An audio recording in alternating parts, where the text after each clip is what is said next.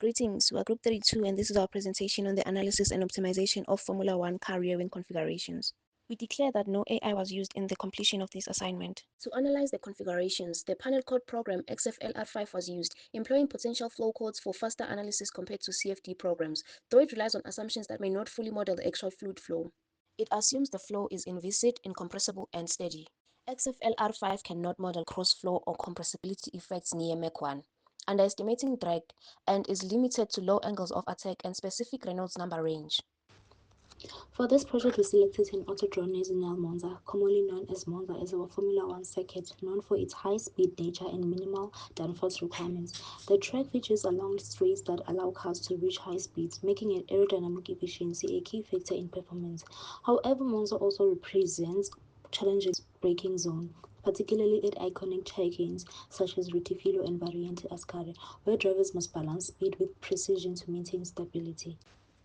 The following criteria was used: a least induced drag on the main wing, a greatest lift and drag difference on the mid-wing, a greatest downforce on the low wing, and a greatest lift to drag ratio for the wing configuration selection.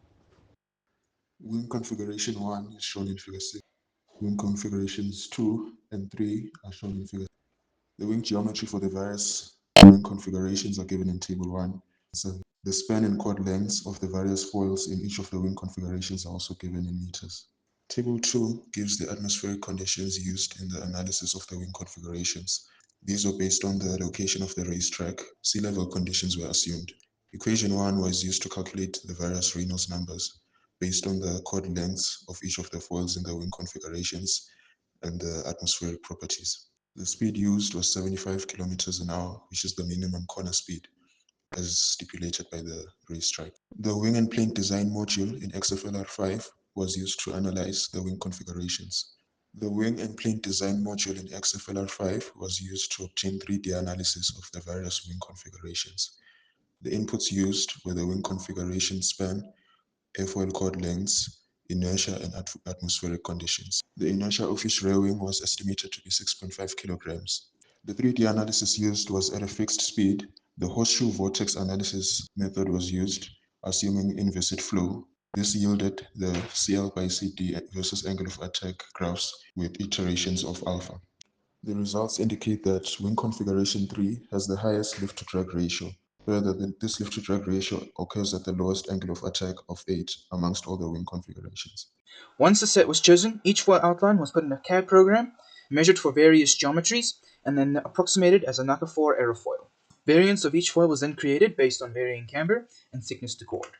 The resulting variants were thus created, and each group member took roughly 6 variants for themselves to analyze. For a variant, a type 1 analysis is done with the Reynolds number for its particular chord at the lowest speed. This gives a CLCD alpha graph, and the peak shows the angle of peak performance. This angle is used in the variant's type 4 analysis, which gives us the graph data for a particular criterion to Reynolds number. This is then processed using the shown steps to capture the data in Excel. This Excel data is then processed using these values and equations. The resulting outputs are grouped into graphs for criterion comparison. For the main wing, we see that variance can be grouped according to thickness to chord values, with larger thickness increasing angle of peak performance. The output type 4 data of the main wing shows, according to our criteria, that this foil performs the best. While this is not true while the DRS is active, it is the closest to the best and is still chosen, since DRS is not always active. For the middle wing, we see that variants are still grouped according to thickness to chord, with larger thickness increasing angle of peak performance. The output type 4 data for the middle wing shows, according to our criteria, that this foil performs the best. For the small wing, we see that variants are instead grouped according to camber, with both larger camber and thickness increasing angle of peak performance. The output type 4 data for the small wing shows, according to our criteria, that this foil performs the best.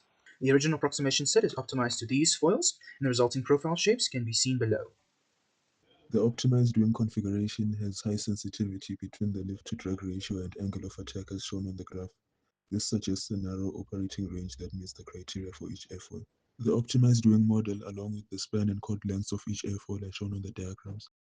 These are the references to the external material used throughout our presentation. Thank you for taking the time to see our video.